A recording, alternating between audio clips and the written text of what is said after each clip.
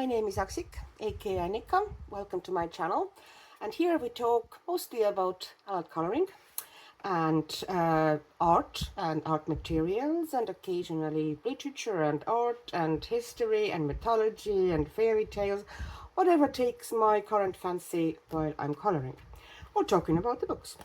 So this is now a video that I promised a while ago. I started this page almost 2 months ago, and the video was also published 2 months ago. This is my body color with Maia from Colored by Maia, and I did on camera this basing of the page fully with acrylic paint, well, acrylic wash.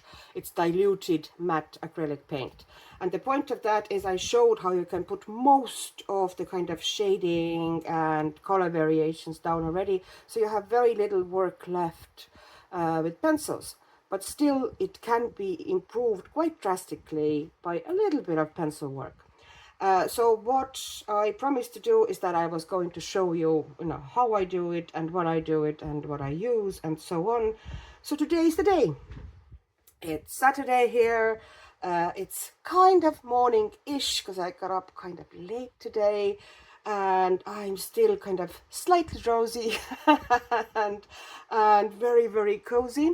And I'm sitting here at my coloring table, and I thought, why not? Let's work on this spread. This week has been really, really mad at work for me, so I haven't really had any energy in the evenings to color at all. So May so far has been kind of bust coloring wise and also making videos wise. So let's hope I get some videos done this weekend, otherwise I won't have anything to publish next week.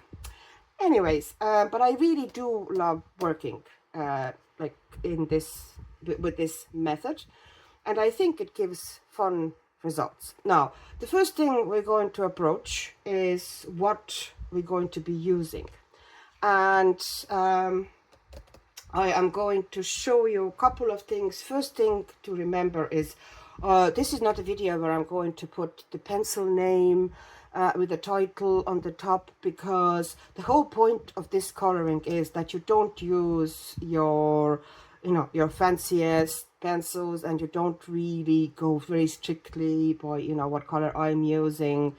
You just choose something similar, because this base, the matte acrylic paint, has because you already have a lot of kind of shading down as well. The best pencils to work on this page are actually usually your cheapest and kind of a crappiest pencils, because it really has a lot of, it has some roughness to it, that base, obviously, because it's acrylic paint. You can kind of, if I do like this with my fingers, you can kind of hear it, there's kind of a texture to it, slight, but there is texture to it.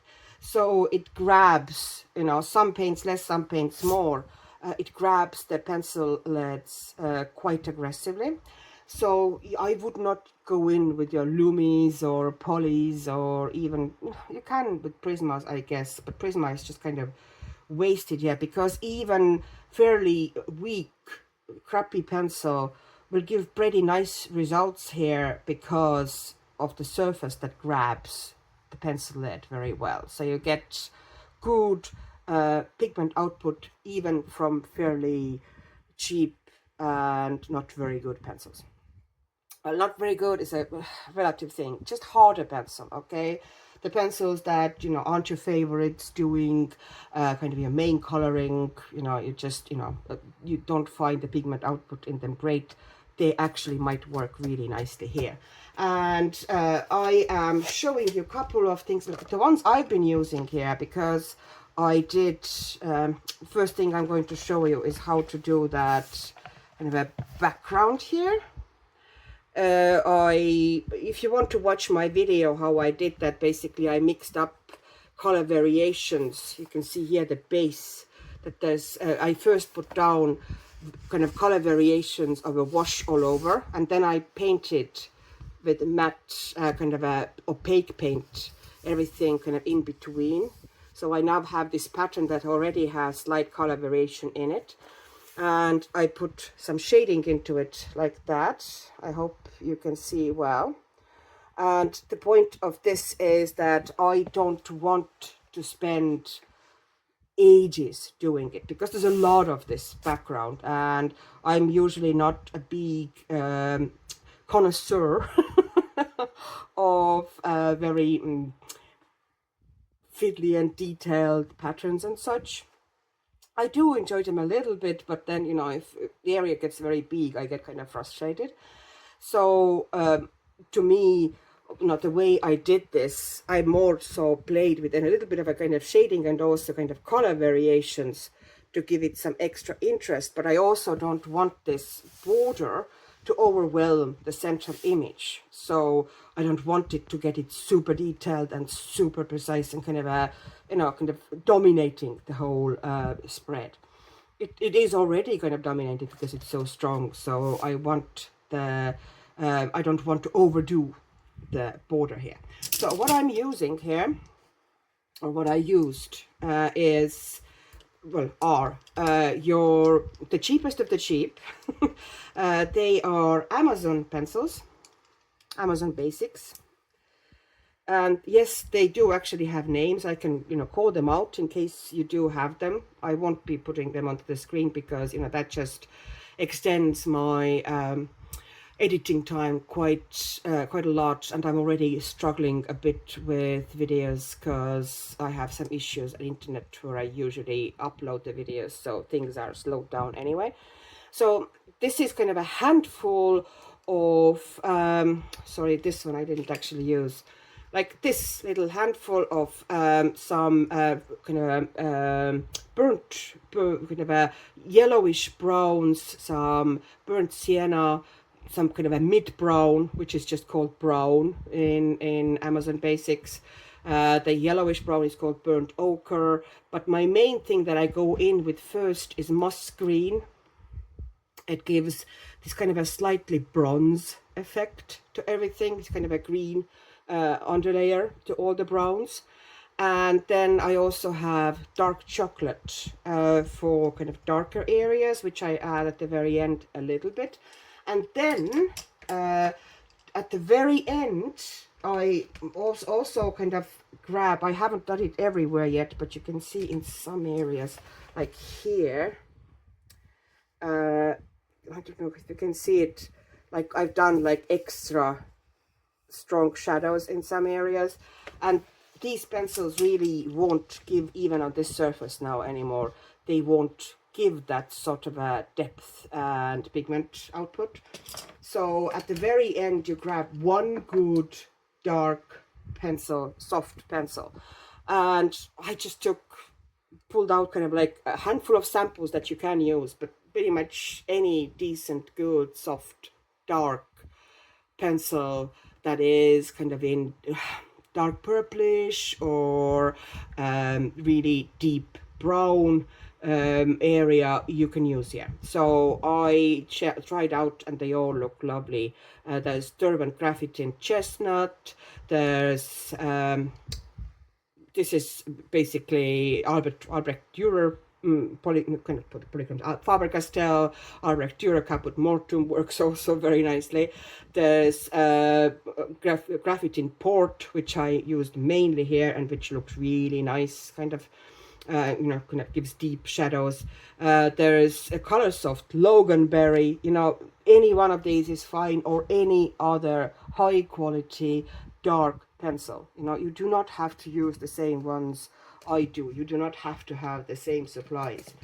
For example, other sets that I use a lot for working like this on acrylic base these are the oldest, the kind of cheapest Brutfuners, the ones that don't have capped ends. They used to come in those plastic, still do, they come kind of like plastic suitcases almost, transparent plastic, kind of a snapped suitcase things, or kind of just plastic wrapping. And there's a huge variety of colors. They're fairly hard, but they're not bad pencils. And Of course, in this set, especially because I use them like this, you know, you can see right away the colors that are the most popular, because those pencils are just, you know, getting very short.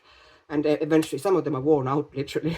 Like this 150, this would be the pencil if I didn't have the moss here in the Amazon Basics. I would use that one, because, you know, here's the moss. I basically need kind of a muted, dark, very earthy green. Okay, this is the moss. And I love this 150 in Brutfuner, which is slightly warmer and slightly even darker. And those pencils actually, those Brutfuner pencils are actually kind of, to my kind of, what I feel that they are slightly softer and more pigmented anyway. But, you know, I have those Amazon pencils, so it's just essentially I'm using them up because this is the place to use them, on the surface where you don't feel sorry for them, because it will eat your leads. For example, I did, you know, just this bit here, and this is the full length. Let me find a pencil that is full length of the Amazon Basics. This is the full length Amazon Basics pencil, sharpened, and this is now the moss green, and this is just, you know, from making this bit here. So it really eats through your leads. So that's why I'm saying don't use your nicest pencils here. You know, especially, you know, it's a different story if you do a portrait and you're working in kind of careful layers on top of this kind of a type of a base. But if you're doing a landscape or little creatures, a little scene like this, do not grab your nicest pencils. Although I have to say you get really vibrant results if you put prismas on top of it. It's just, you know, is there any point in wasting them? But yeah, you know, these pencils are fantastic on top of the acrylic wash base, and I mean I diluted acrylic matte paint. There's another ones that I like on this. They're Marie's pencils. I don't remember how many there are. Was it 168? Something like this. I have a feeling that's 168 pencils. Basically, there's a lot of pencils here, and I like how they come, because they come like this, kind of in trays, and I haven't put them into the case, but I actually like that kind of a color trays with colorways. I like visually seeing, you know, I kind of spread them out on my desk, and I really like working like this, kind of being able to see all the colors and just grab things as I go, as opposed to establishing, you know, kind of colors, pulling pencils out. That just, you know, doesn't work as well for me. And from here, for example, you know, I would grab this pencil, which is 130, and you get kind of a similar base. So go by your eye. It does not have to be exactly the same, you know. Even if I gave you exact numbers and exact pencils and you followed me exactly, your page is never going to be exactly the same, because we're all do things slightly differently, even if we try to do the same. So, you know, there won't be huge difference. Just, you know, go with something similar, you know. Just grab a dark earthy green from any set you have. And there's another one here that would work as well, which is not as that's 069. You know, it's a bit warmer, but still it would work very well. So, you know, beautiful set. And this one also is kind of a slightly softer and more pigmented than the Amazon Basics set, let's be honest. Amazon Basics set gets a lot of kind of a good press, and what I'm saying is they have some good pencils in that set and some really bad ones. Like, some of them are actually nice and, you know, kind of give loads of pigment, and some of them you're going to struggle to get the pigment out. So I think it's uneven, that set, in my opinion. Anyway, it doesn't really matter. So how do I do this effect? And to be honest, it's super simple. I'm just going to pull you close here. I've talked 15 minutes and I still have not colored a thing. So, as I said, I'm going to grab first the moss green, which is 548, I think, in that set. But I never look at the numbers, to be honest. I know that you know, a lot of people are, and it's important to them, you know, to have the numbers, that they don't swatch with they don't swatch. See, I'm going to take a line through that kind of spiraling vine, which gives kind of a slightly shiny effect to it. I don't know if you can, I hope you can see. And then I'm just putting kind of like random parts of the leaves. I'm going to give them kind of shadow areas. And I'm making sure that anything is coming from underneath something has plenty of kind of shadow in it. So I'm going to now make sure that there's shadow here, and then this leaf here is going to be in shadow. Okay, so I'm going to put a little bit of darkness in certain areas of the vines as well. You kind of have to let your brain to get comfortable a little bit. I know that a lot of us struggle with kind of randomness. It's always easier, I think, for the brain to work in patterns. But let yourself loose a bit and kind of try to randomize your coloring a bit. Here you go. I think it sometimes gives much nicer and more natural results. And here, as you can see, I'm putting down kind of, you know, this leaf is kind of in segments. So I'm making one of the segments dark. So I'm creating this kind of like slightly 3D-ish effect, if you know what I mean. And on this side as well, just making sure that I have enough shadow down. And here now I'm moving to this leaf. I'm going to give this part a shadow. I'm moving into the central area. This segment, I'm going to put shadow on the bottom. This segment, I'm going to put shadow on the bottom.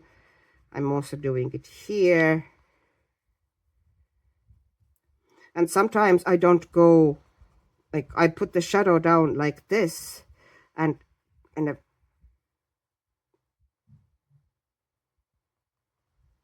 almost, you know, kind of create a gradient here. So I don't go totally with the dark green to the bottom, because I might want to put some kind of a bright browns there and stuff like this, just kind of to give more visual interest. Because, you know, technically you could just use one pencil and be done with it, but it would not look as interesting and as appealing visually if you know, if you had different colors. And here this vine is kind of curving from here, and I think it actually would have a little shadow here as well. So basically just put loads of green shadows down, or darker areas. It's not really shadows. And here as well, see, there's kind of like a spiral of a vine, and I'm kind of creating this slightly shiny effect there. I'm putting shadow in the middle, and I'm not, because it's so small area, it actually looks better that way. And here this vine is going underneath everything, so I'm trying to make it as dark as possible, and there's going to be more darks in it eventually. This vine is moving from underneath, and I'm, you know, here putting down quite a lot and then releasing the pressure on the pencil, and there's a tiny bit here. And also I'm going to do the shadows or the darker areas on each segment of the leaf. It's because of the shape of the leaf. You kind of try to create a little bit of a 3D effect. But I am going to not, you know, go to the very bottom of the area everywhere. I'm leaving some kind of a pure paint underneath here visible, because I want to put some other color variations there eventually. And okay, is it going to be enough for a sample area? I'd say so, because otherwise it's just gonna get too long. I'm not going to do the whole thing on the camera. That would just be boring. So yeah, and here as well, see, just sticking in some here. I could just make up my mind where the dark area is going to be, so I'm going to just leave it like this here, and maybe a little bit here, and leave brighter area there. And I'm going to make sure that this bit here has some color on it as well. Now, okay, this area is now enough. So now I'm taking my kind of a yellowish brown, or basically dark ochre, which we call burnt ochre in this set. It's 553 Amazon Basics once again. And I am just now starting to, like, this is the color that brightens everything up. So I'm adding it. Now here you kind of have to let loose and let your brain randomize a bit. You add it into random areas of the leaves and also the vines. But usually you kind of put it next to where you have the green shading. So you bring it upwards to the green shading like this. Not every single place and not everywhere the same. And look up here, I left the light area, the bottom of the green shading, and sometimes I go over the green shading with it all together. I bring it up a bit, but I don't do the whole leaf. I leave some of the original paintwork showing. I'm never going to cover it all up, because you know, this is not what this style of a coloring is about. So I'm adding it in little areas here and there. And then if I have some shading in the vines, you know, if I put green down there, I'm kind of going over it and taking this burnt ochre out each side. And I'm adding it into some areas of the vines, not everywhere.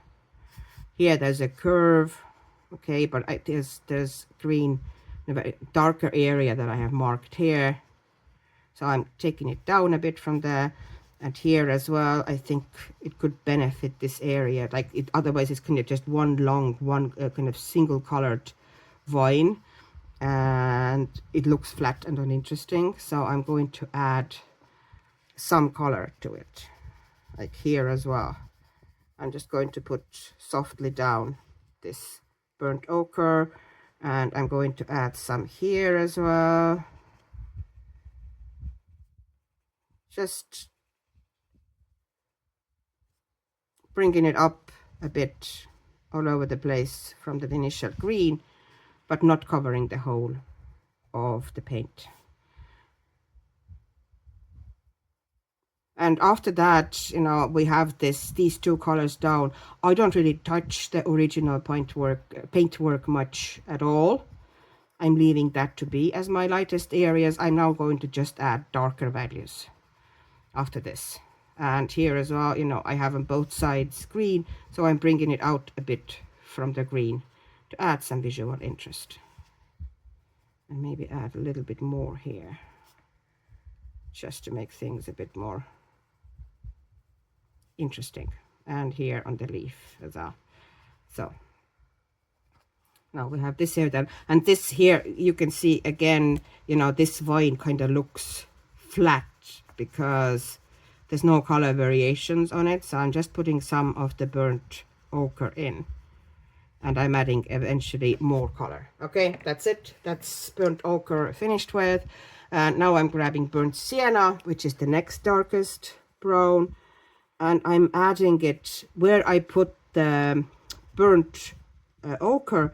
I'm adding it in a small areas of the burnt ochre, basically darkening it, not the full area, but you know, in kind of some corners, or you know, if I have area on the vine of the burnt ochre, I'm putting that in the middle to add some extra. I'm putting it, you know, where I brought the burnt ochre out from the green, I'm putting it next to the green, almost like a transition color a little bit, just, you know, add it here and there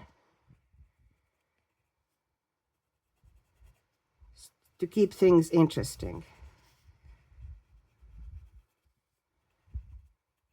Because if you just put down one color shading, which is okay occasionally, especially for small areas, you know, you don't always have to use 15 colors to shade, or even 3. Sometimes you can get away with 1, and that's fine. But in all the fairness, having more colors and color variations always does give a better effect. It is more work, but in this case it really isn't that much, because you add them fairly randomly, fairly loosely. You're not doing precision coloring here. You're essentially just adding bits and pieces to make things look a bit more appealing. Okay, and the next pencil now is just brown. It literally says brown. It's 558, in case you need that. And now we go in the kind of where you put the previous darkest color, which was the burnt sienna. You put a little bit more. They basically get gradually darker. But sometimes I add it into random areas as well. Just, I know, I create a random dark area.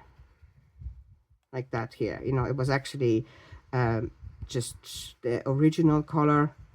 But I felt that I wanted a bit more interest and a bit stronger area there. So I just made it darker. So, yeah, I know that it can be a bit tricky to get your brain kind of randomized like this sometimes, but with a bit of a practice, it's absolutely doable. A bit awkward because of the way the camera is to actually get around, so my hand wouldn't be the only thing that is actually in focus, which often happens in segments like this. Okay, and here we go, and maybe even darken that vine even further here. You know, it kind of, you know, you look where it looks like a bit plain or a bit flat, and you just add color. And in this kind of a style, it's not even super important what color exactly it is. Just add some interest, just add some color, add them randomly. Now, you can see already the difference between this area and this area. Now we're going to take the darkest, which is dark chocolate, and it's 561 in Amazon Basics set. That's now the last Amazon Basics pencil, and to be honest, it's not the greatest. It's one of those pencils that I feel don't have a very good output. It's kind of, I wish it was kind of softer and more pigmented. It's technically a dark pencil, but you have to work hard to get it dark. But I'm using it exactly because of that, because I'm putting this kind of a mid-dark down. And I'm now adding it, you know, where I feel like I want to create strongest shadows, or something is coming out from behind something, like from here. You know, I want something darker here. And here, that, you know, leaf is kind of technically throwing a shadow onto the vine, or should be throwing a shadow. Let's put it that way. And here, and here, and of course, you know, because that vine is literally in front and behind the other vines there, I'm going to add it there. So I'm adding some extra darkness here, but it's kind of mid darkness. It's not the darkest. Okay, and here we go, and maybe add a little bit, like this leaf is a bit too mid-tones, so I'm darkening some parts of the green. I'm basically adding this dark chocolate to green to even further mute and darken the green to create a more shaded effect. Now, and I think that should pretty much be it. And now I'm grabbing this, okay, I used port in the previous ones. So this is Derwent Graphitint port, but as I said, any good dark, either really kind of a purplish brown or just deep brown is going to be okay. This is port 01. And I'm going to put that super sparingly. I'm not going to use it much. So I'm going to go where the wine is behind other wine, and I'm bringing in like this, just flick and flick. And here, flick. And here into the leaf, couple of flicks in some areas, just to deepen the shadows. And here, flick, flick, flick, flick. Here, bit of a flick. Bringing darkness into this part of the leaf. And maybe here also we want good shadow. And here. And this is not, I'm not trying to have super clean, super smooth coloring. I'm more trying to have interesting and varied effect. So, don't worry if everything isn't super clean here. This is not our purpose. Not everything has to be. Kind of try more loose, more painterly kind of a style. So we essentially, okay, and here you can see there's also a dark area. So we flick, flick, flick. Here there should be kind of a couple of flicks to make sure that this is really dark. Some darkness here, maybe some darkness here as well. Okay, so I think that should pretty much be sufficient here. Maybe add a little bit like this vine as well. There should be more darkness there. Okay, I added some extra darkness, and now I'm grabbing Prismacolor white, which I forgot to mention in the beginning, but it's pretty much on my every page, so if you've seen any of my videos, you should have guessed. And I'm putting it in the areas that I feel there should be a highlight, which does not mean that I put, all the light areas I cover with it. But I'm going to add little flicks with that one as well, here and there. Like, this tip of the leaf, this tip of the leaf, this tip of the leaf, but not the whole light area, just in our little areas here. This tip, here, kind of, and maybe bring it slightly in. This bit. The very top of the vine here, but not the whole area again, just a little bit, because it's more effective if you put in a little highlight. If you make the whole thing white, then kind of you lose all the color variations and it does not look as interesting anymore. So little flick there, little flick here, little flick here, tip of this leaf, little flick here. Just, I think this is a really great way to do leaves to start with, kind of to have fun with them. And just play with different color variations and make them more interesting and appealing. And maybe kind of on this vine as well, kind of bring out some colors. And maybe this bit of a vine here as well. And here you are. That's it. That's all you need to do. And it goes pretty fast, especially if you're not kind of trying to do it slowly on the camera. So I'll finish up the rest of it and then we'll move on to the other stuff. Here we go. All the frame is now finished. Eventually I will put some kind of a probably metallic border line here as well, but I'll do that when everything else is done, because I wanted to kind of separate and go over things. So, you know, it's going to be the cleanest if I leave it to the end.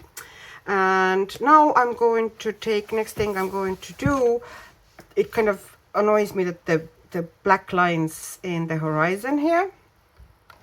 So what I'm doing is I'm using Languo, it's acrylic brush marker, and it's not the straight kind of direct color one, it's the one that has kind of like sponge middle. It's a kind of a grooved surface, and it's a green set, and it's this kind of a this color from the, they don't have numbers, and I don't really care.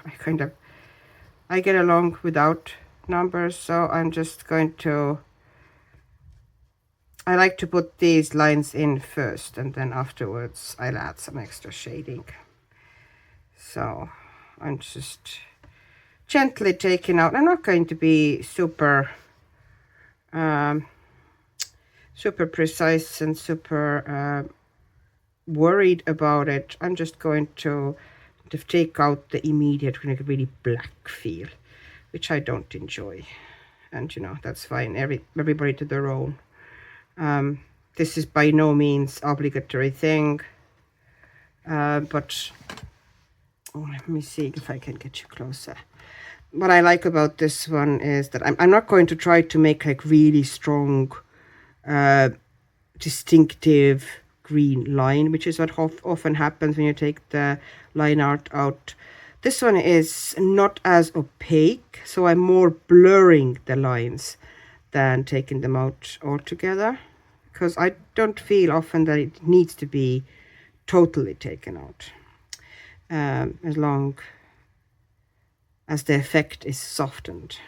Okay, so I'm not trying to utterly cover them. This is why I chose that one, because I have more opaque ones as well, but I prefer this one because I think it kind of gives the most natural results if we do it kind of in more soft way. So I just pull them in that and just, you know, soften the horizon. And I don't even mind if they were strong lines somewhere else in the image, although some of them I will take out, some of them I won't. But the horizon, you know, because I want to push it back, because it's far away and not very distinct, the black line there kind of really annoys me. So the easiest thing to do is to take it out, because it doesn't really take much effort. Okay,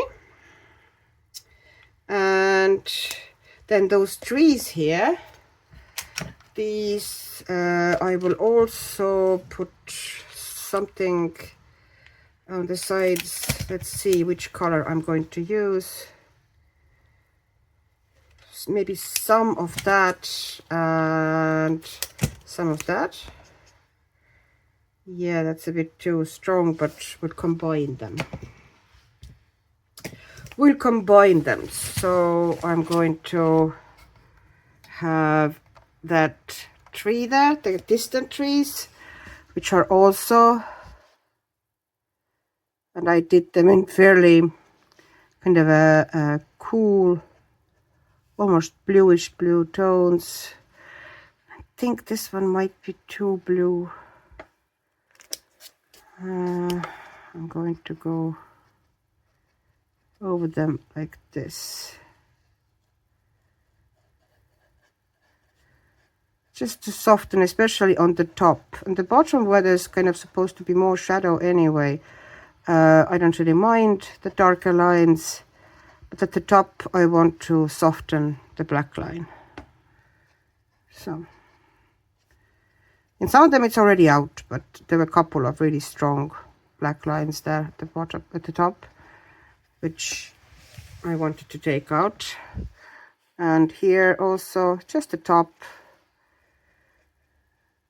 because some of them are already kind of disguised by the initial layers of fairly opaque acrylic paint, but some of them do need a bit of extra attention. So that's just, you know, move the background into background. That's my main thing. Yeah, that's what I'm doing. And I'm putting a very tiny bit of pencil into it. Okay. Now, and this is now dry on this side. So I'm going to stick some pencil into those hills, very little, but I will stick some in there. And I'm now pulling out these Brutfuner pencils that I had at hand here, because they're now next to me as I brought them out to show you. And I'm going to check what, I want something darker. That is one of the problems with yeah, this is fine. So I'm just adding a little bit of darker pencil here in the darker areas. And once again, it does not need to be very neat,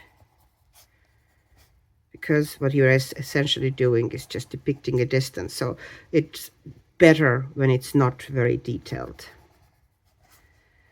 Okay, and I need to do that grass line here as well, but I'll do the pencil work here first, and then I put the grass line, you know, this kind of a black line.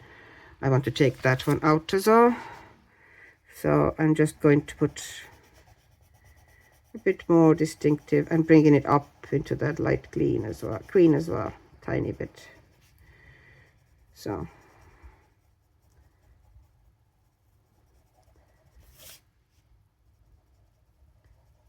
just a little bit, and you know, it looks better when it has a bit of a unevenness, the line of the, when you blur out the solid color area. If you do it in one very distinctive straight line, it looks much more unnatural than as if you kind of make, you know, some bits higher, some bits lower. Then it looks more like the texture that, you know, possibly I think could be there. We don't want to get super detailed here. The eye just wouldn't naturally see detail that far away. Okay, and now I'm going to do the horizon line, this line here, and I need to kind of have the book like this, otherwise it's almost impossible for me to keep it more or less straight. But it's not going to be perfect, but it's going to be all right. Okay.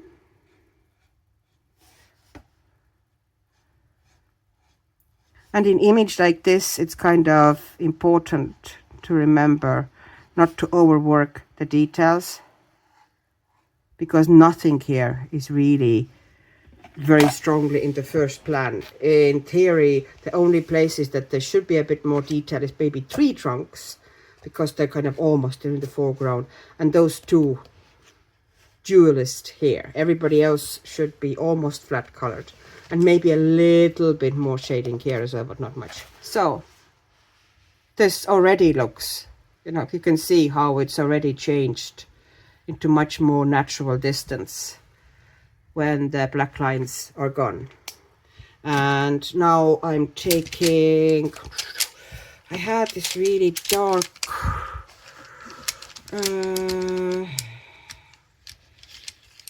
I'm going to try these two pencils to see how they are.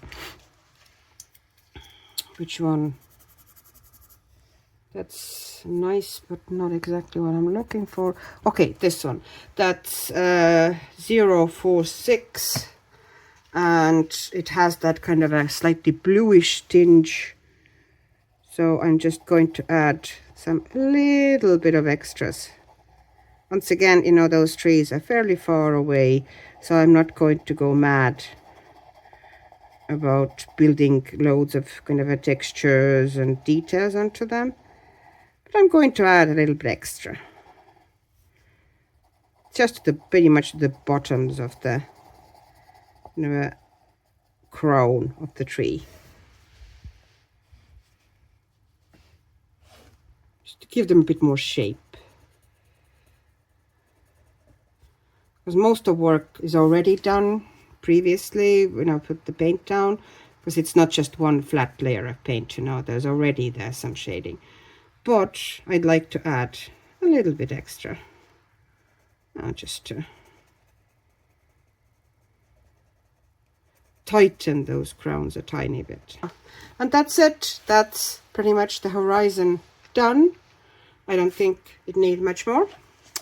And next thing we're gonna do is, since we're at the greens, we might as well carry on with greens. Because the rest of it I'm not going to touch. I'm not going to do much more detail in the background. And I now want to put some extra into the foliage here. And for that, I'm going to grab my darkest. Where is my, not this one. There's one really nice dark one here. Okay, that one, because it's almost, you know, kind of starting to get really worn. And this is Brutfuner 150. And I'm going to add it in small areas, you know, where there's like, the drawing is pretty much telling you that there's a bit of more shadow there. So I'm going to stick it in some spots. I'm not going to do, you know, the whole crown of the tree super detailed, because this drawing style doesn't really ask for it, to be honest. And also, I already did quite a lot of work with acrylic paints. So I'm just adding tiny bit of depth here and there. Not everywhere. More closer to the trunk, because obviously the light wouldn't get as close, you know, as bright there. So it's always going to be darker here. And just putting some here as well. You can see how random it is. And I'm using here kind of those circular scribbly movements. I can show you on the paper almost, you know, like this. It's not very even. I'm essentially adding texture as well. So here you go.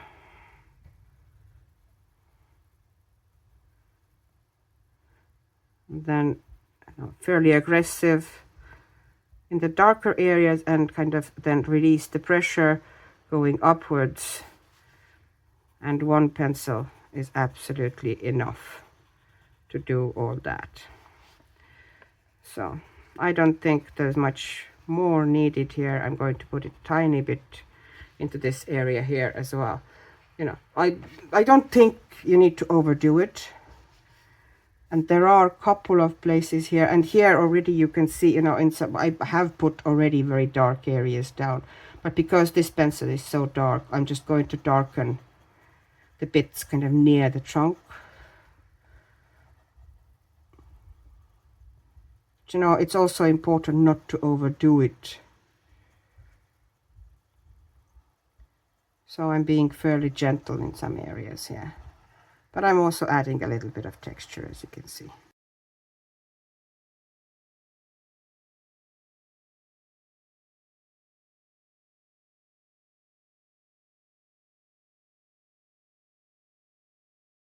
Here you can see I just added a bit more texture to that, and it just looks, I think, more interesting. So I'm going to add it everywhere, and then I'm going to come back, because there's no point doing the whole image on camera. And then I grab a couple of kind of a more brighter, you know, one mid green and a couple of bright greens, and I'm just adding some occasional color here and there. And this is once again now, you know, randomize. I'm holding my pencil kind of sideways, kind of from further away on the barrel, and keeping it almost horizontal to the page, and give a bit of a This is just adding color variations now. This is not shading anything or adding shadows. This is adding some interest and color variations. So it needs to be slightly random, and you add it here and there, not everywhere, you know. So you want some areas brighter, some areas duller, some darker, some lighter. And this, you know, especially kind of if you look from the distance, gives you this effect of a textured foliage. So color variations alone actually can, you know, give you a good effect of, you know, kind of shadows and texture. Sometimes you don't need to put in much shading at all, just do the color variations. So as you can see, I'm not adding it in any way or shape in organized manner. I'm just tossing it down here and there to add some kind of visual interest. And for these two, I don't think I actually need to use both of them. I just take the really bright one, which is 075. The one I used before was 136, I think. So, and I'm going back here again, and I'm putting in some of that really dark, bright one. And once again, you know, very sparingly, and possibly closer to the areas where there would be, you know, the sun is near. So just boost some areas with that really bright color. And you can see almost immediately how it wakes up the foliage. And I'm holding it the same way, fairly far away on the barrel, and kind of almost horizontal to the page. Kind of I'm coloring with the side of the lead, not the tip. And that gives pretty interesting, well, it gives nice kind of a variation again, and it lifts everything. So now I'm grabbing this acrylic marker, which is once again the same set, green set, Languo. I kind of like those small sets because they're really easy to grab in situations like this. You can see it's kind of yellow-green, but it's not super opaque, okay? So I need to turn the page again, and where the branches, where the foliage is kind of, I can see really strong black line. And once again, I'm not trying to totally disguise every bit of a line art. I'm just blurring it in some areas where it's really prominent. Especially it's like the edges of the tree, and I don't want black line here. So I'm just taking it out like this. And I'm doing it in slightly kind of more of a, I'm not going to try to follow the line and be super precise. I give it a little bit of a texture on the edges, and this way it looks more natural than if I try to kind of very neatly cover the line. Let me see, can I get closer so I can show it something? Okay, so oops.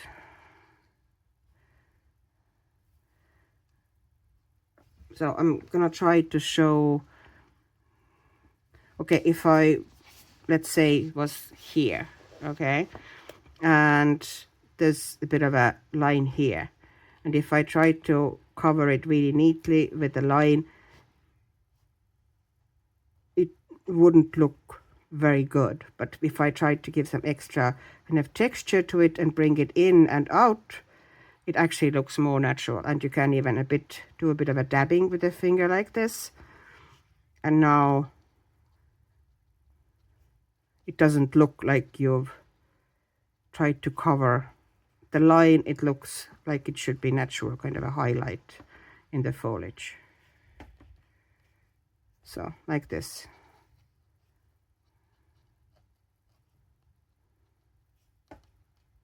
I have now added a bit of kind of texture into the foliage there. I added kind of a little dotting as well, so it would look like some leaves that the sunlight is kind of catching them in the tree. I don't know if you can see it here. So, you know, I covered the lines and also kind of added texture in the same go. I did not, as I already explained, you know, kind of go very I'm not religious about covering lines very kind of solidly or opaquely.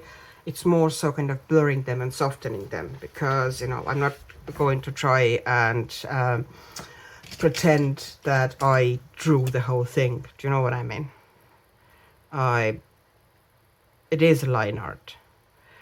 So sometimes I do try to take everything out if mood takes me, but sometimes I kind of just soften it so it wouldn't be so dominant, but I still leave it showing slightly.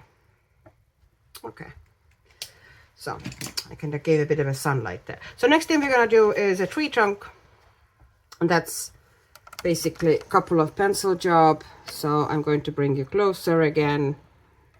Okay, and I have now Amazon pencil again, and it's called Van Dyke Brown 563, and I'm going to bring it here. So essentially this artist has been quite good at kind of mapping out where the textures are, and I've started kind of here already. You can see some shadows are in. So I'm just picking up, you know, firstly there's going to be shadow underneath the foliage, so I'm making sure it's nice and dark here. And for that I actually might grab black. I might take, this is Prisma black. It could be any black, to be honest, but I had Prisma black on my desk here.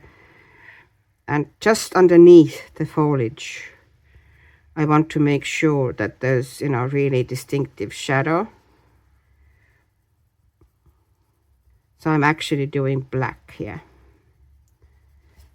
And now I'm bringing this Van Dyke Brown down from the, I'm going over the black, and I'm kind of almost blending it out, the black.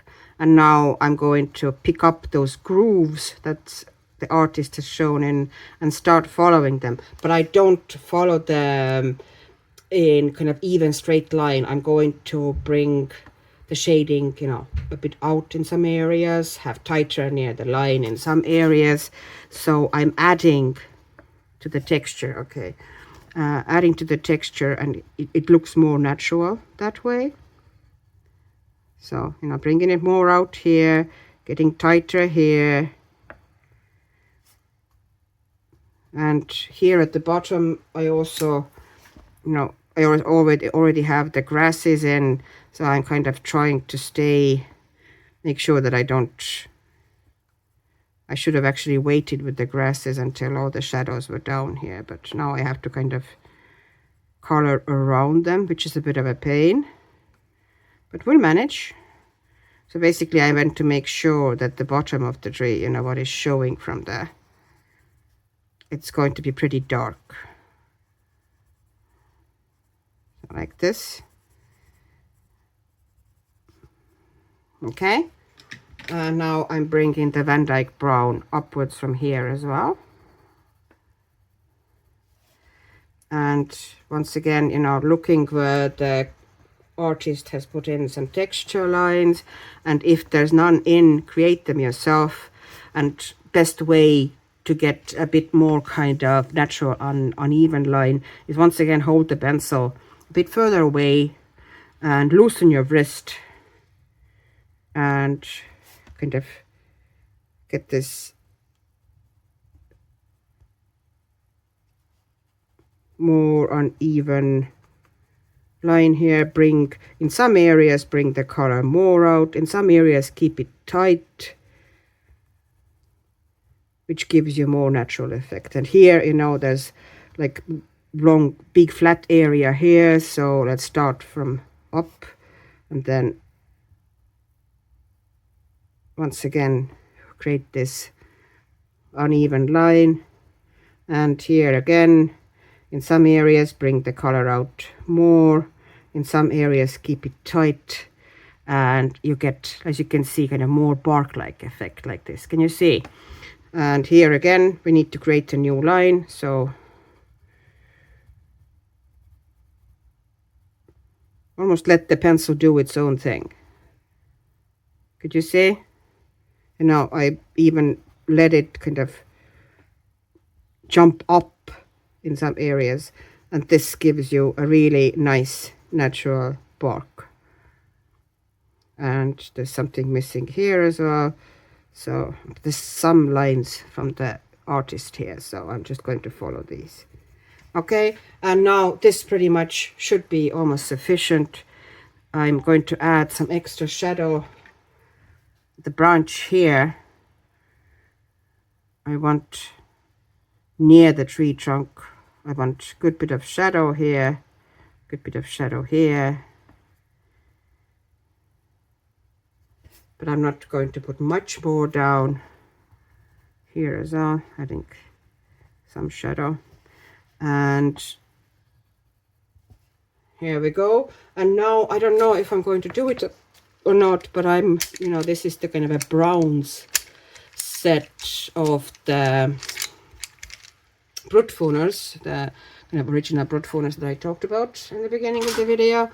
And I don't know, like I'm picking up some tiny highlights, you know, where it's already kind of lighter area, kind of next to the darkest bits. Not everywhere. Don't just follow the whole line and give it highlights. Give it highlights here and there, where the light catches it more. And more highlights, of course, you know, closer to the light. So there should be one probably here, and maybe here, and here, and here. And that's it. That's your bark. You know, it goes pretty fast. I'm not giving much of a highlight here at the top because it wouldn't really catch much light, as the foliage is kind of blocking it there, but I'm going to kind of darken it here altogether and kind of bring it out. Okay, I got it here. Yeah, that's sorted. See, and this is it. And I'm going to do the rest of the tree trunks as well. The tree trunks are now all finished. Don't know how well you can see them. They do have a bit of a pencil sheen on them now, but here they are, and they go super fast. You essentially just throw the texture in, and that's it. That's all that's needed. Now the last bits now are the people.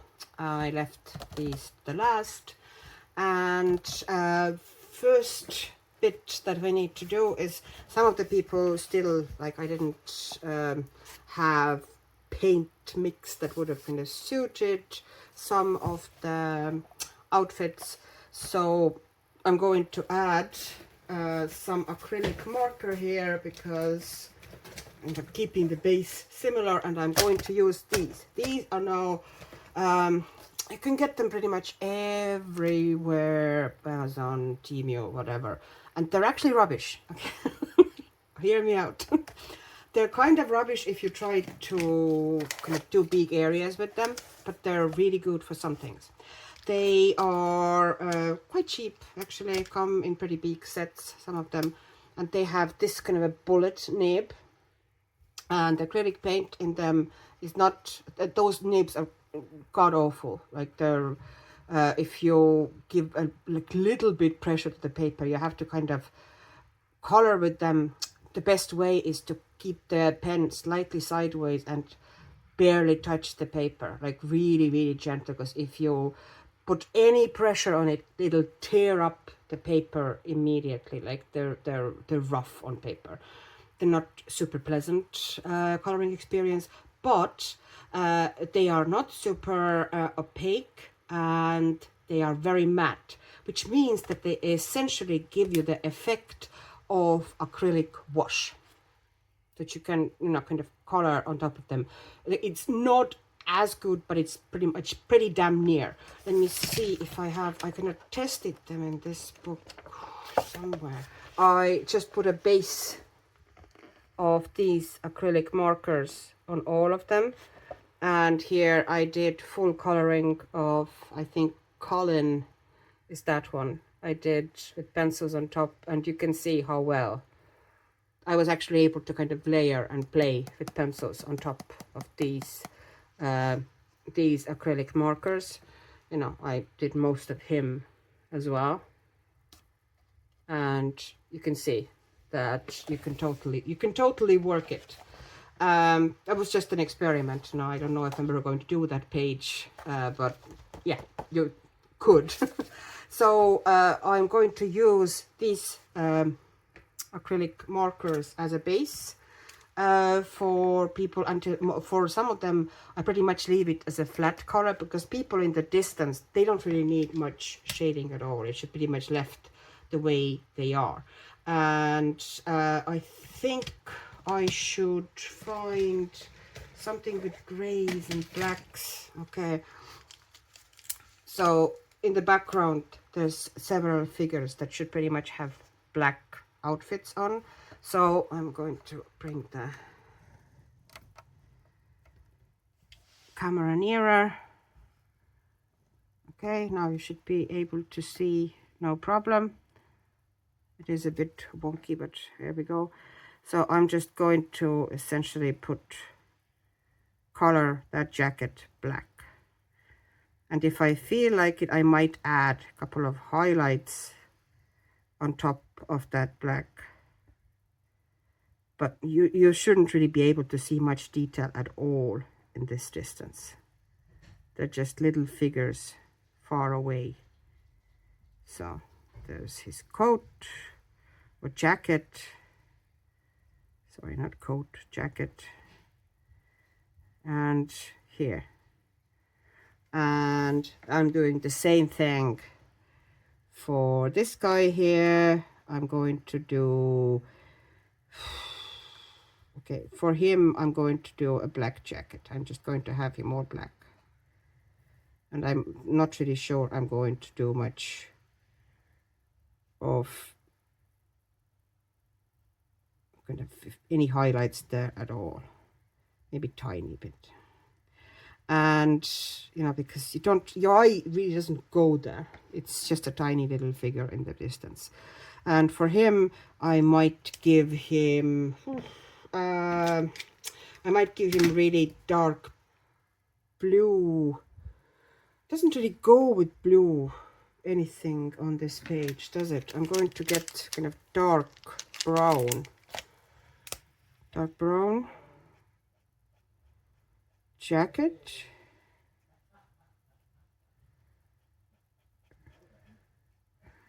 And you know, if it's not totally black, you can still kind of faintly see the line art through that marker, even with dark colors. You probably can't on camera, but I can actually see, you know, lines through it. So, you know, if I wanted to give some highlights, I could. I'm just not sure that I want to. And I'm going to give him kind of like tan breeches. So let's check the color. Yeah, that's tan. You know, that color breeches. It's like, why not? And I might give tiny bit of shading to that because it's a lighter color. But you know, very little. Okay. And I'm going to give that guy here a tan vest. Here. Okay. And I don't think I'm going to do much with these guys in the background at all. They're just there, standing. They are not the focus of this image. Now, is it Andrew? I think his name was Andrew. I don't remember Bridgerton. It's, you know, It's all right. I don't hate it, don't particularly love it either. So I think I'm going to give him a blue jacket. So I'm going to check which color blue. Is it this blue, or am I going to go? I think I might go with this blue. I'll try this one as well. Maybe slightly lighter. No, this is nice and muted, but it might be a bit too dark. Actually, I want it dark. Yeah, I'm going to give this color. I like the color. Okay, so I'm going to color his jacket dark blue. Okay, and I don't know if you can see it, but I can see that I can see the line art, you know, still through it. So, you know, I can still shade it afterwards. I can see what I'll be doing. It kind of gives this matte surface. It softens the line, but doesn't give it, you know, take it away altogether. Which is what acrylic wash, I mean diluted acrylic paint, does as well. So here we go. He's now all sorted. And last thing to add color to on this page is Daphne riding here, and I want her coat to be blue as well, because otherwise this blue is going to be the only blue essentially. You're going to have a dark blue in this on this page. So I'm going to make her coat blue as well, or a kind of cape, not coat. It's not a coat. So I'm going to just make it blue, and I'm going to put, you know, eventually very basic shading on top of it. But you can see how I am using it. I'm using it kind of slightly sideways and very, very gently, barely touching the paper, you know, no rubbing at all. That is the secret of water-based markers as well, you know, very gentle touch. No hard pressure at all. See, I wanted the kind of a dark coat because the sky is kind of very light and luminous, and the dark silhouette of her kind of looks better here. Okay, so what can I now immediately color? So I'm going to put away my markers, and what can I, you know, now sort out immediately? So I have already done his coat. I put shading on top of it, so I don't need to put any shading on there. Maybe faces. Let's see the faces. There's very little, like on Daphne's face I won't put any shading. Like this tiny strip of skin color, there's no point, you know, putting anything there. That would actually, you know, kind of look weird. But I will put tiny bit on Andrew's, and what's the Duke names? Simon, I think. Simon's face. So let's see what we have here. So for Simon's face we need dark, and we also need black. Where is black? Black. Here is black. So I'm going to put black into Simon's hair because he has very dark hair, and I'm doing the same thing. I'm doing this kind of a like scribble because it's a curly hair. So I'm essentially bringing it up at the bottom. I make it very dark and near the face, and then I'm bringing it up and gradually decreasing the pressure, but little kind of circular scribbles. So it gives this curly hair texture effect, you know, because it's such a small area.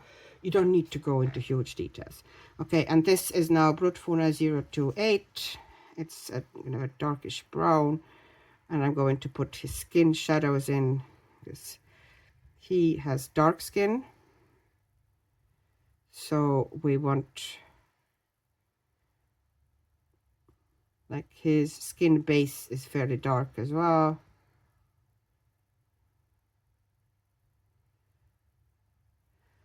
But, you know, because the face is so small, we don't go into huge amount of detailing there, as long as we have a little bit of a shadow on the face. As I said, you know, on this page, very, very precise detailing actually would be detrimental.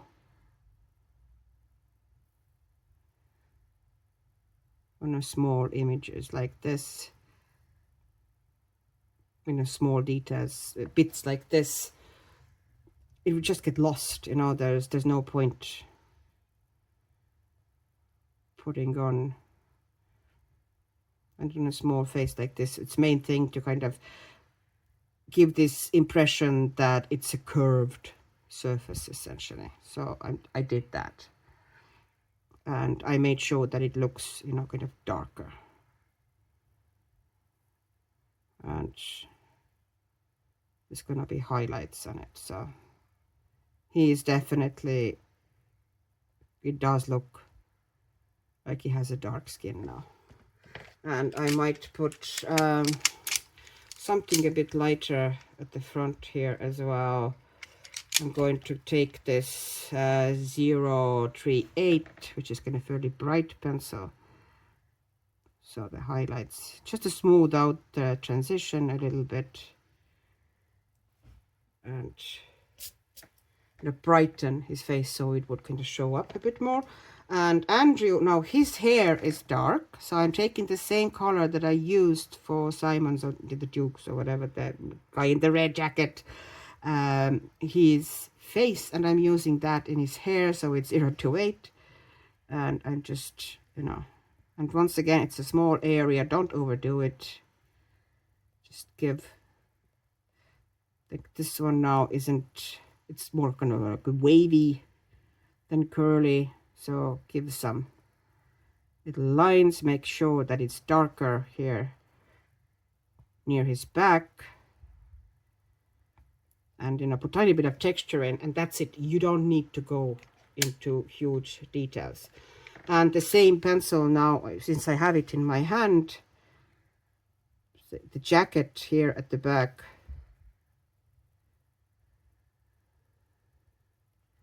just, you know, giving tiny shadows here, so, you know, it would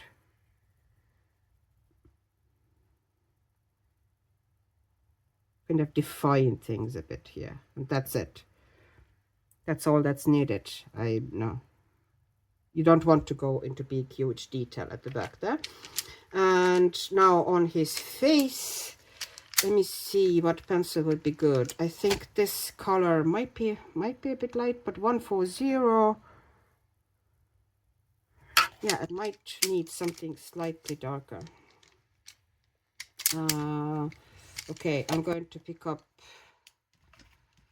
this color, which is kind of almost purplish, 079. I'm going to kind of put, and I'm going to be very light with it, just a tiny bit in the darker areas, inside his ear, where his shirt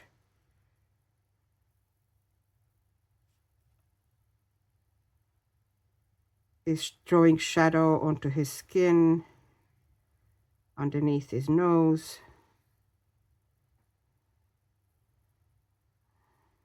And now I'm taking that lighter color, which was 140, and I'm going to basically blend it out. Smooth it out. I don't know if I could put more underneath his nose here as well.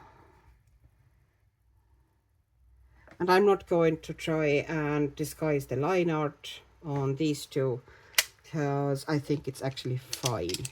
And then Simon's boots, okay, the Duke's boots, found nice dark pencil, which is 031, And I'm just going to put some darkness into those boots. You can see how dirty my blending is.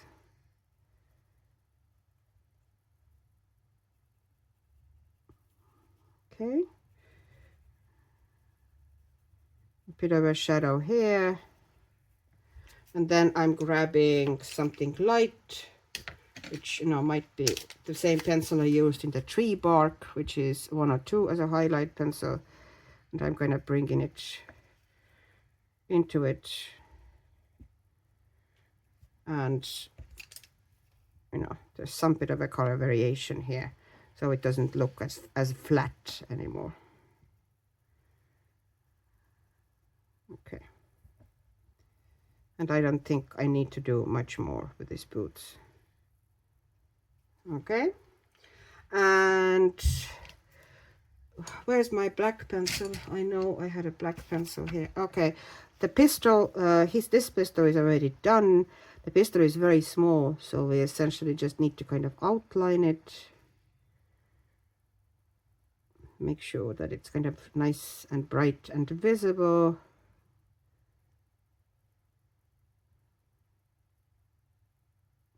Okay, this bit as well. And that's it. That's all we need to do with the pistol. We don't need to, like, it's so tiny. There's no point overworking it at all. And now we need those tan breeches. I want to put a little bit of extra color into them. So I'm picking up this 076 Brutfuner. And I'm not really going, you know, mad with it. Just adding a little bit of shading here and there. Just a bit of extra kind of a color.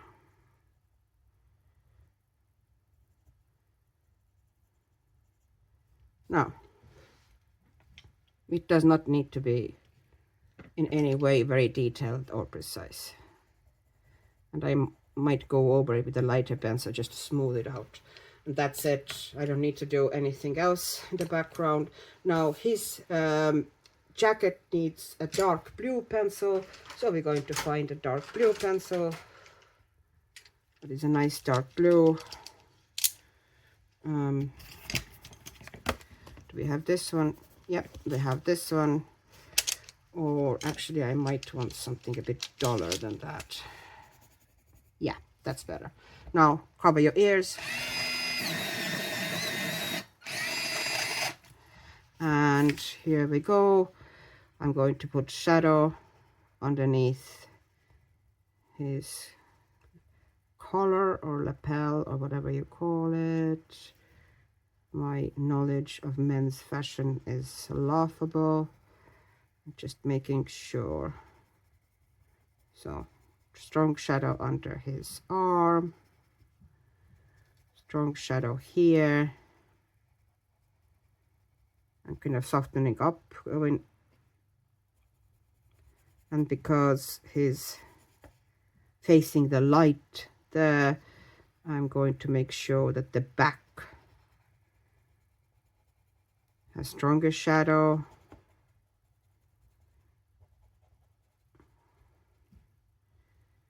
Okay, and now I'm softening this shading here.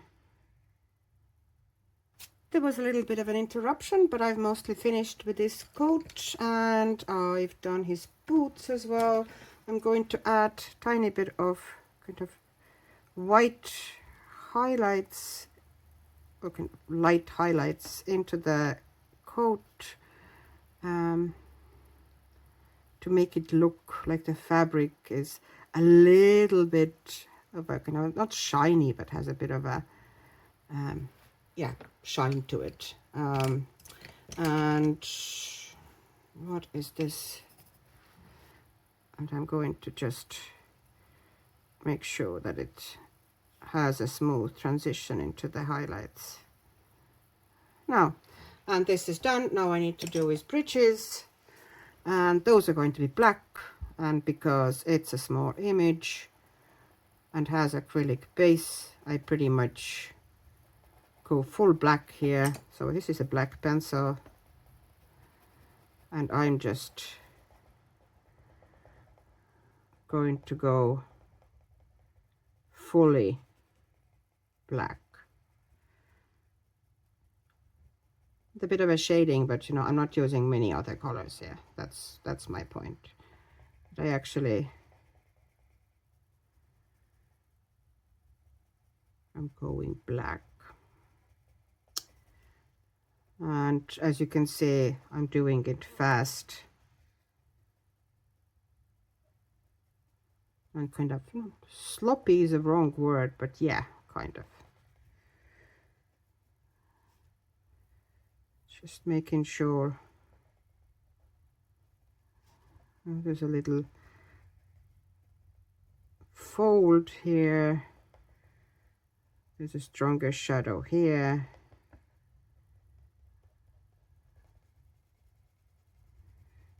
And I'm just kind of layering more black onto it because I want that color to be pretty strong. But I don't want to go in a flat black like I did in the background. So I'm just layering the black gently onto the kind of a gray base, which was also done with acrylic marker, by the way. No, so that's done. I don't think I'm going to do much more on this image here. So the last things now to do is the horse and Daphne. So we're going to move, and they're pretty small, so I should really bring you closer. And the horse, I think I want to do kind of grayish, whitish, you know. So I'm going to take this pencil, which is 060, and I'm just going to, later on I will go over the lines here with something possibly shiny. So, but I'm going to give the horse some shadows, but not too strong because I don't want it to be a very dark horse. So, but you know, some of the, I think the hooves I'm going to do black, so these will be different. But you know, there's going to be shadows here, there's going to be a slight shadow underneath Daphne here because she's drawing shadow. There's going to be shadow under the belly like this and a little bit underneath her skirts. But, you know, definitely here. The foot behind the horse is going to be darker, and here there's going to be kind of like curved area, the flank here. So I'm creating a curve here and also here, and something darker because I feel that this really isn't enough. So I have this kind of like almost bluish, grayish bluish color.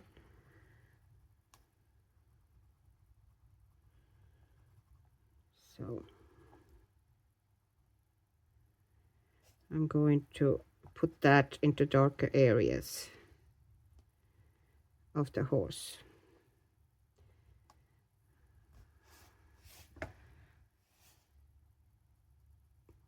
Just emphasize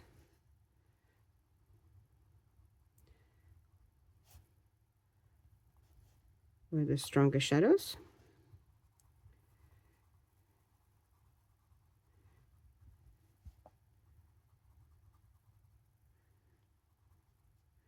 And here in the flank.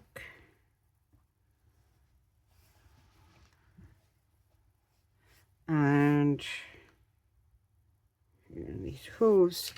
And the tail.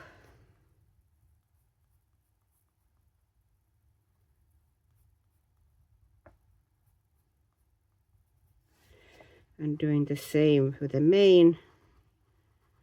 Bit of that bluish gray in the, and where's the black again? I'm going to do the hooves black.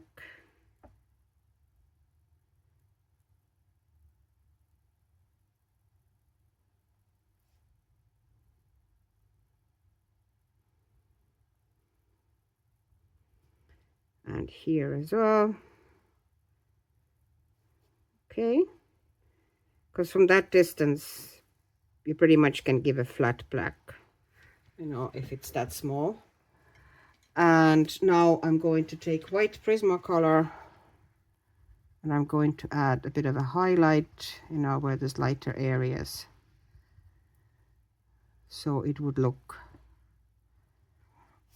more contrasty. But I want it to be not a dark horse, it's kind of lightish grayish horse.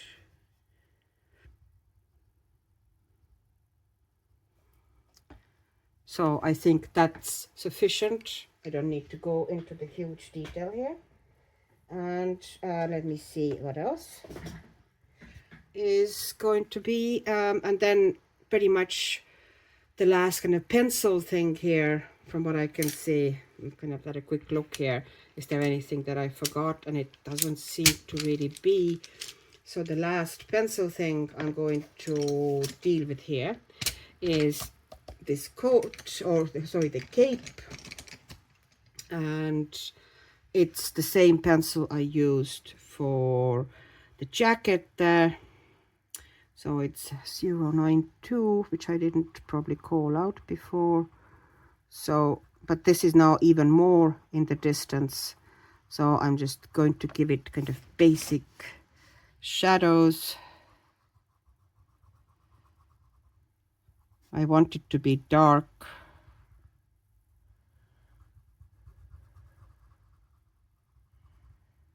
So I can show, but I'm, you know, from that distance you won't be able to see huge amount of detail. She's pretty far away.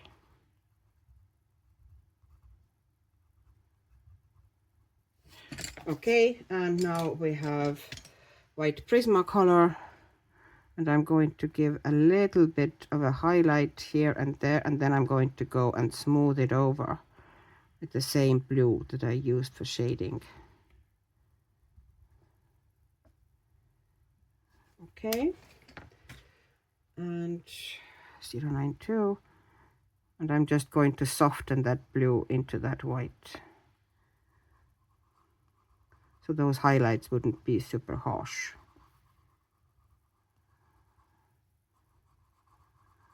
Okay, and that's all that is needed. And now I need to do some other little detailing here. One thing that I probably need to do with the pencil is that they both have kind of a sideburn stubble situation going on, the guys, and it's kind of lost here a bit, so I am kind of scumbling it back in. So I'm bringing it, sorry, I was a bit away, you know, out of the shot.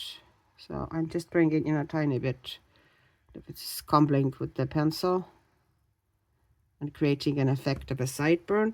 And he has a bit of a stubble, but that's pretty much already in here because I made this area so dark, so pretty much as dark as you get, really. So I can leave that to be. So that's almost done now. So the next thing I'm going to do is now you can see how they look like and how Daphne looks from the distance. So now we need to, only thing that I really now will be dealing with is a bit of a gel pen, and not a huge amount, okay? I'm just adding it tiny bit to things that should kind of be white.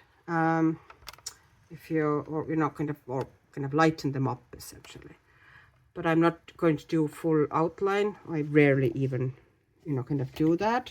So I'm making sure that the pen is running well, and okay, how can I do it so my hand wouldn't take your focus away? So I'm going to put it a bit on the horse's nose here and bringing it down like this, just to lighten it up. And doing the same thing with the mane. I'm bringing a couple of strands out, and here as well, kind of giving some extra light strands, and doing the same on top of the horse's leg here.